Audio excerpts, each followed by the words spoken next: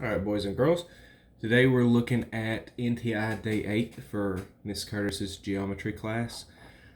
We're gonna look at 3 examples of the 3 things that you're gonna be doing on here. We're not gonna work out any problems because these are the actual numbers that you have on these examples, but we are gonna go over what formulas you're supposed to use and how you know what the height is and what the bases are.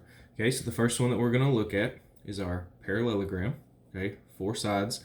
And we know that the formula for finding the area of a parallelogram is always base times height. The base is right down here at the bottom. It doesn't always have to be at the bottom. It could be this one right here because they're going to be congruent. Okay. How do we know what our height is? Well, our height always forms a 90-degree angle with our base. Okay, so this 90-degree angle is a dead giveaway.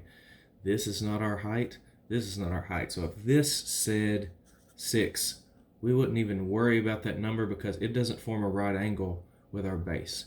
This 4.5 is what we're going to look for. So once we know what our base is and what our height is, then we just plug it in, multiply it, and that gives us our answer. Okay? Now, moving on to a triangle. The formula is just slightly different for finding the area of a triangle, but we still need to know our base and our height.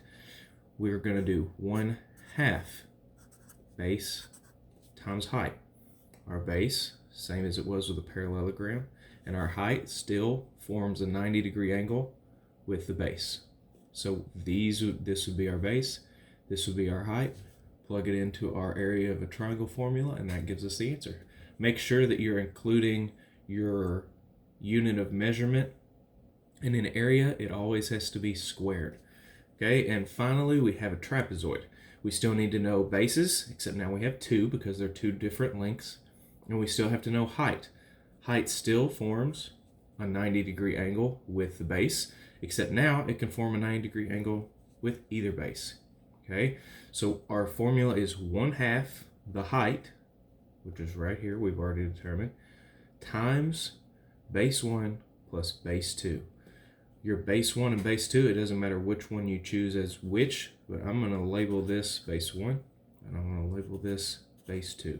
So now we have all the parts that we need to plug in. Put that in your calculator and it'll give you the answer. Thanks, guys.